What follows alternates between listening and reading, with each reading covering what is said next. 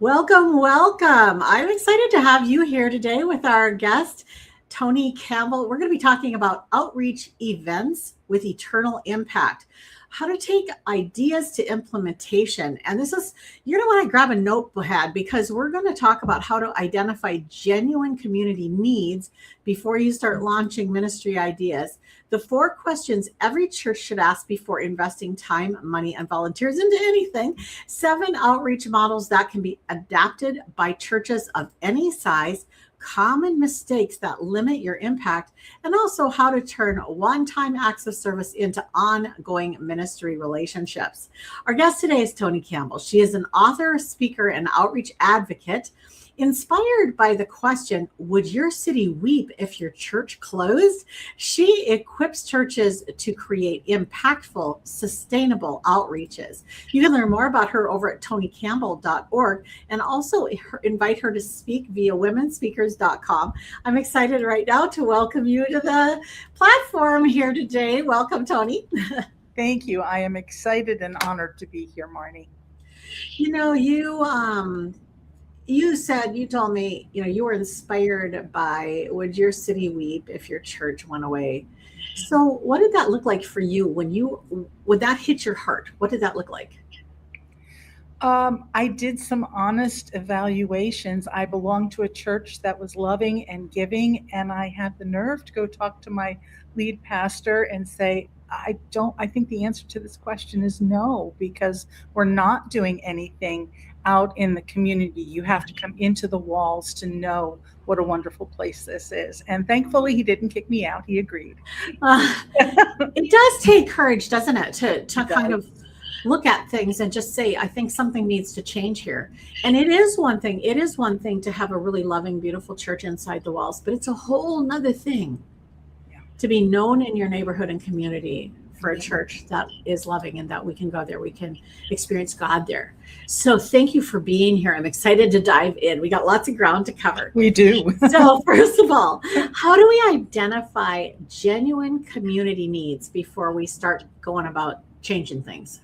Right. A lot of churches want to make a difference in their community, but they start by coming up with a ministry idea and not looking at the community needs. So you definitely want to start with the need. And as simply as I can put it, listen before you launch.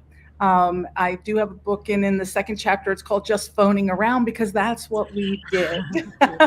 We made a list of the nonprofits in the area, the social service agencies, school administrators, law enforcement, the whole 9 yards, people who had their finger on the pulse of that community. And we asked them 5 simple questions. We asked them first, what do you do? Like, what is your mission and how are you accomplishing that? Then we asked them, what's working for you? Where do you see progress and success? But we also said, where are the gaps? What would you like to get to? But there are stumbling blocks, to accomplishing that. Then we asked them, what do you need? If we were to come alongside you to partner with you and provide some volunteers, what would that look like, and how could we help you do what you're doing in the community, but do it better? And then the last question basically was, what keeps you up at night? And those questions really helped us establish what services were already in place, where the gaps were, and, the unmet needs. Also, where there were partnership opportunities. And lastly, what gaps might God be calling us to fill? Because once we established what the need was, and once you figure out what your community's touch points are, then the next question is, are you the right church to meet it? Mm-hmm. Yeah. Can you go back to the beginning of a conversation with a community leader and tell us how you set the stage so that they didn't have the expectation that after this call, you were going to come in and solve it? Right. What we did, the very first outreach we did was with Dress for Success, which is a national organization. And we just said to them, hey, we want to be more active in the community, but we don't have a program of our own at the moment. and we're wondering what it is that would help you. And that kind of blew their minds. Nobody had ever called and offered to work with them.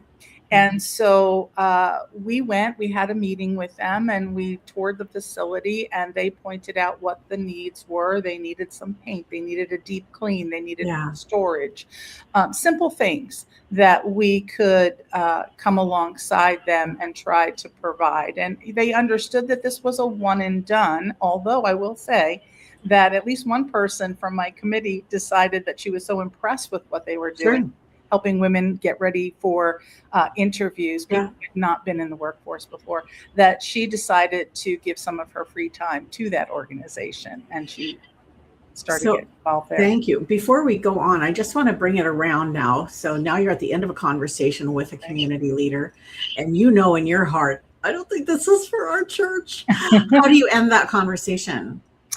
That's an excellent question. And I would say thank you for showing us what your needs are. I'm going to take this back and review it and make sure that we can do this well, because we don't want to do anything halfway. We need to make sure that we do have the volunteers and the resources and the skill sets required to work with you. And if not, then we are happy to let others know about your work to see if it's a good fit for them. I always want to leave somebody with some hope and the resource. Right. I know. And I was just thinking, depending on how many calls you're making all at once, I mean, clearly you can't just participate and partner with everybody you call.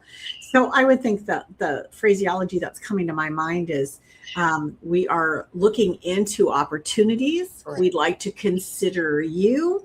Right. And I'll take this back now to the committee. And either way, pray with us that either us or someone else would be able to come alongside. Yeah. And I think that that's really cool. That's great. So I want to keep going here because I know I want to get to the rest of these. So 4 questions every church should ask before investing time, money, and volunteers. So now you've got some data, but that isn't all you need. That is correct. And the first question may sound simple, but what is our mission and what is our purpose as a church? And I would hope that most churches would have the Great Commission at the core of their purpose, right? To make disciples of every nation. But there are different strategies to go about that. And so looking at what works best for your church, the ministries that I have led have been service-based, because we believe that sometimes people need to see the gospel lived out before they're ready to hear it explained. Right. And so the ability to see that will make them more open to working with us and allowing for spiritual conversations to happen naturally. So number 1, what is our mission and purpose? That needs to be really solidified. Number 2, does this fit our church? So we were just talking about that, right? We want to take a look at our resources. Do we have willing volunteers? And I have to say, if you don't have any willing volunteers, there may be other conversations you need to be having with your congregation, right? Right, exactly. But what are their spiritual gifts? Have you done a spiritual gift assessment? What are their natural gifts? Do you have a church that's full of carpenters and mechanics, and or do you have a bunch of teachers and administrators? Where does the gifting lie? Do they have time? Different life stages, different time allotted to outreach. Do you have a bunch of new young families that are just, trying to hang on there to get by? Or do you have some empty nesters and some retirees that might have some more flex in their schedule, even college students that might have flex? And can we support the ministry? We will talk about, different models. We don't always need funding to get an outreach off the ground, but eventually there will come a point in time where you have to look at finances. I love that. Yeah. So one of the things that's coming to my mind is we were involved in a church up north for 33 years. And we had season, because we were so remote, the church was, the city was literally 90 minutes from the closest Walmart. I mean, it was out in the middle of nowhere. And people would come in and out of our community like kind of a revolving door. And when they left, they'd leave hundreds of miles. They weren't going to another church in town. They were leaving. but because of that revolving door, what we found is that we had seasons. All of a sudden, we'd have people who were amazing at planning citywide events. Then we'd have people, and they would move on. Then we'd have people who were incredible musicians, and we had this season of cantatas, and then we had, I mean, it was crazy to watch how God would flow through different people with different giftings. And it is critical that you are aware of what God has given you in this moment, before you start agreeing to things that are not in your wheelhouse right now. Yeah. I have a friend who says, "Blessed are the flexible, for they shall not be out of shape." And that's awesome. That's awesome. Okay. Yep. You actually have 7 outreach models. Now, first of all, before I go into this, the name of your book, because I didn't get it in the bio area. Oh, it is Jesus Has Left the Building, the Nitty-Gritty of Creative Church Outreach. Yeah. Jesus Has Left the Building by Toni Campbell. You guys want to grab that? Okay. Now, 7 outreach models that can be adapted for churches of any size. I love this. Yes, there are some basics. So if you have not done this before, there's a couple that I would call like start here. Yeah. The kind of milk level, get your congregation with a toe in the water. And the simplest thing to do would be a food drive, because that is something that will engage everyone. Yes. Most people can at least afford to bring a box of pasta, right? So everybody can be engaged. Age and ability is not an issue there. And it makes them aware of community needs. And similarly, a donation garden. Now, I know a lot of churches don't have their own property. Maybe they are renting a school or something like that. But there are plants. I mean, anybody ever grow a porch tomato? So, there are ways to get around that. And if you find things that are high yield, like a cherry tomato or string beans, that kind of thing, you can grow food in a very small space, and then you can donate that if you don't have your own food pantry, either to a local food pantry or to a food bank. And I go into what the difference is in the book, because not time here. Right. Yeah. Good. Keep going. What's number 3? Okay. So the next one would be partnership models. I talked about Dress for Success and how we partnered with them. So places that you can kind of go into and just help them do their job better. Another one was it was a Salvation Army installation where they had the kitchen and the setup, and they were ministering to people living on the street. Right. But they did not have the ability to feed them each and every week. And so every couple of months we would go with all the food, and we would warm it there, set it up, sit with people, pray with them, bring them socks or toiletry bags. And that was a really popular and powerful outreach, because I love that. Yeah. So grateful. I love that too. We've done that with the Salvation Army here too. We would take one Sunday night a month. Our church would be responsible for that evening meal and a program, like a church service for them.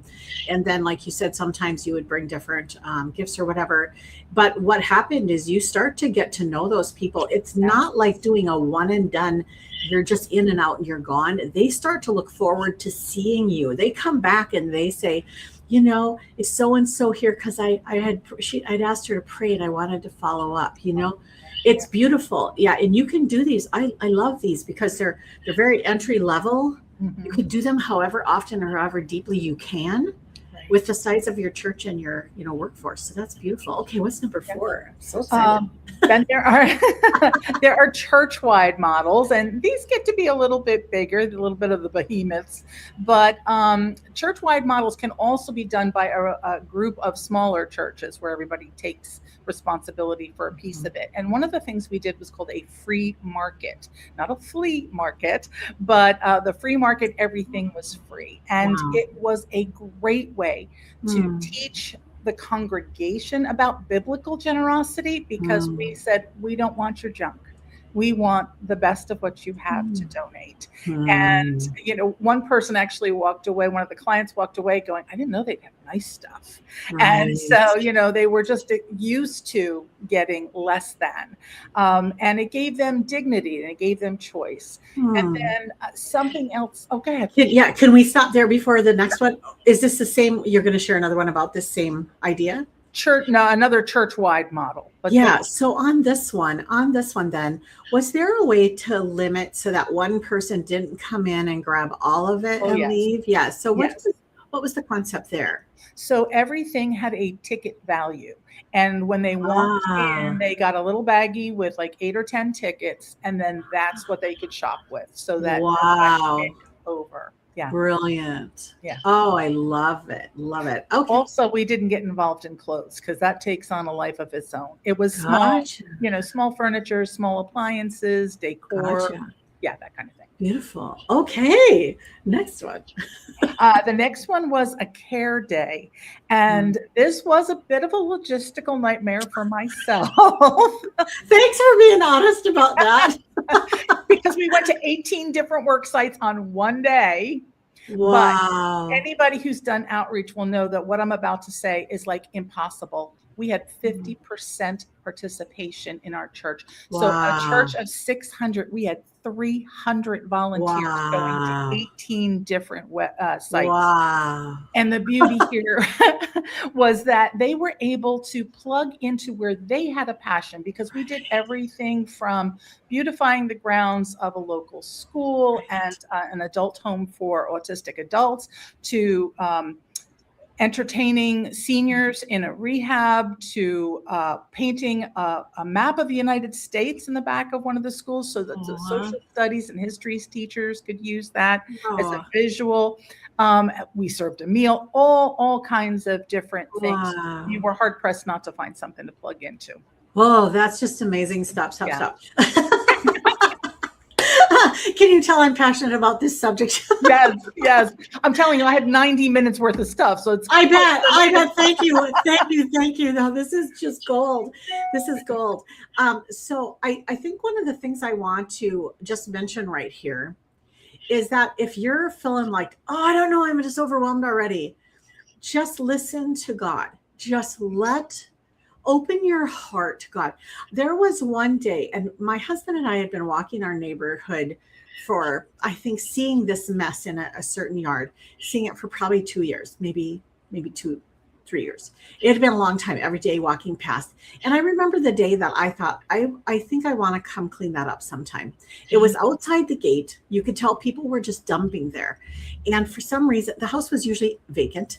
And for some reason, it just wasn't cared for. And it was piling. It was just disgusting. Anyway, there came a Saturday morning that something got canceled and I was home unexpectedly. And I'm like, God, what do you want to do today? And he said, today's the day you clean up that mess.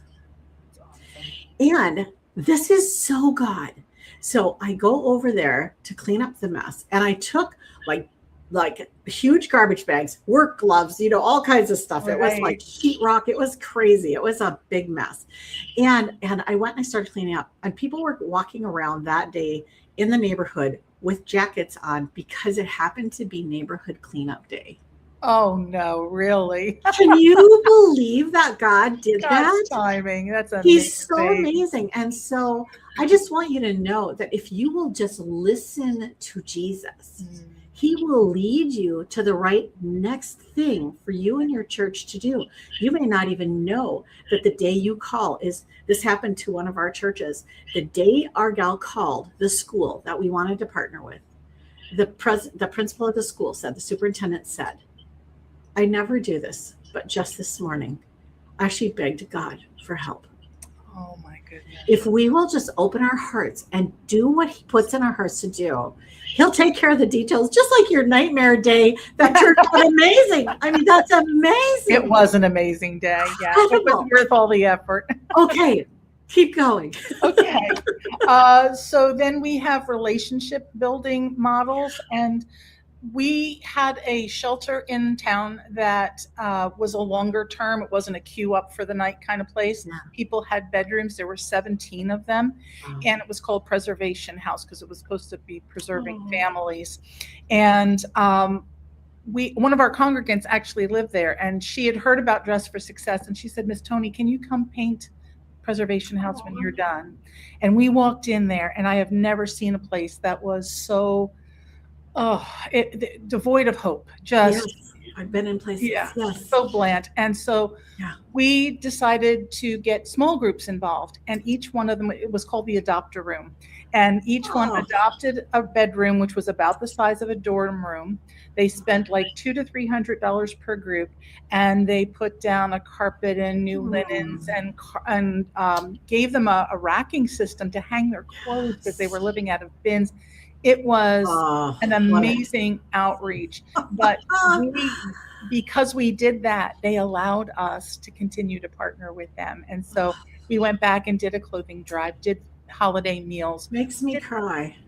We did something called welcome baskets, so that when they found their own housing, we gave them a basket filled with things that they wouldn't need in a shelter: a plunger, a toilet brush, the cleaning products, light bulbs. Right. And we, of course, put a Bible in there, and we put information about our van ministry. And we said, we'd love to stay in touch with you now that you're gone, you know, and how can we pick you up and bring you to something at the church? And we also got to teach life classes there. And because they trusted us, because we had built this relationship over all of these different outreaches, we were able to teach from a Christian world, from a Christian viewpoint on parenting, on finances, on all kinds of subject matter. It was wonderful. The other thing that's really just bubbling to my heart right here is how this affects your church family. To be out there outside the church. So many churches, you just come in and that's it. Right. And I'm so glad you said that, because it was that outreach where service became part of the DNA of our church, because people saw faces and names. They weren't just giving money to a cause, and they were there for the unveiling. They saw the excitement in these people's eyes, the dignity that was restored, and misconceptions of why people wind up in a shelter were shattered. They saw their community in a whole new stories. Way. Yes. It's real people instead of something I don't understand. Correct. Yeah, I love that. I think we're on about number 6 here. Keep going. Yep. We've got the last one, holiday outreaches. And what we do is something called a Christmas store. It's, a lot of people will get names of kids and they'll adopt them out to different families to purchase stuff. But what we found, again, dignity level, when the parent is receiving gifts that they didn't choose, that they didn't wrap, it hurts them. And so what we do is we set up our room like a toy store, and we have congregants purchase toys, like between $20 and $50. And then we charge 10%. And they can come and pick 2 toys for their kids, but they're walking away with a $50 item for $5. Right. And now they can say, I shopped for it, I paid for it. And then we offer like free childcare while they're shopping, free gift wrap. We have a food truck that comes and they can get something on the way out. And we even have a professional photographer who comes, and she takes family portraits. And so they leave with a framed family portrait. It's really exciting outreach. Name of your book again? Jesus Has Left the Building, the Nitty-Gritty of Creative Church Outreach. I can't believe I don't own this book yet, Toni. I'm sorry. I do not own that book yet. I'm going to own it by the end of, the hour, I would say. Awesome. Bye, Amazon. Okay. Common mistakes that limit impact. And we've talked a little bit about this in other things. So mistake number 1 is starting with a plan without checking in with your community. You don't want to do that. Number 2 is copying another church's success without understanding your community. And you kind of alluded to that when you said you were in a very rural church. So you are not going to be doing urban church ministry in a rural community. The needs are going to be different. The way you reach them is going to be different. Mistake number 3 is underestimating the availability, the skill sets, the spiritual maturity level of your volunteer force. And so, you want to make sure that you have a good understanding of that. Trying to do everything yourself, both from a planner viewpoint and from a church-wide viewpoint, because you have to be able to delegate, but you also want to be able to partner where possible, as long as those theological convictions align. We don't want to get into bed with an organization that we're diametrically opposed to. And then measuring attendance instead of impact. That's a big mistake, because counting numbers is easy, and you can be let down by that. But the real question is, did we make an impact? And did we build trust? Do we now have an open door for additional ministry here? Those are the important things. How did we impact the community? Love it so much. And we're going to bring it in for a landing here. How to turn one-time acts of service into ongoing ministry relationships. Well, I gave you the example of the adopt-a-room. And I would say that when you're done with any outreach, ask yourself some questions. What happens next? Is there a place here where we can go back and continue to build relationship and continue to serve? What additional needs exist?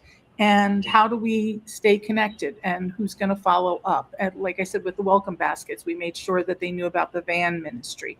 So just asking yourself those kind of follow-up questions whenever you're done to look for those opportunities is the best way to turn the one act into a relationship building outreach. I love that, because sometimes you can know in advance what that's going to be, but other times you can't know in advance. It may look like a one and done and turn into something that's like a long lasting relationship. And so, yeah. And even I liked the example you used earlier of just one of your gals went and partnered with Dress for Success, in that she stayed connected, even though the whole church maybe didn't. Correct. Yeah. So just keeping our hearts and minds open to that. Oh my goodness. This has been, well, what it's been for me as a launch pad. I am going to go read the book and study the book and share the book. And it did win 2 awards. Oh, I believe it. Practicality. I believe it. So you guys want to check out Toni's website. It's tonicampbell.com, and it's TONI. Campbell.org. Yes. And when they get over there, Toni, what are they going to find? They will find the church outreach galleries, pictures of all of the things I talked about today, plus some others. And they will also learn a little bit about me. And there are some older blog posts. I confess I have not kept up with my blogging like I should have. It does need a little bit of a facelift in that area. But so they will also see some of the other books that I've written. Okay. And what city are you in? I am in Whiting, New Jersey, which is close to the Jersey Shore. So. Okay, great. Well, thank you so much for being here. Oh my goodness, just loved this so much. Thank you. It was a joy to be here. So you guys want to go check out Toni's website, tonicampbell.org, as well as she's available to speak for your group. So womenspeakers.com, you can reach out to her over there. Thanks for joining us. I hope you guys have a wonderful rest of your day. See you next time. Bye-bye.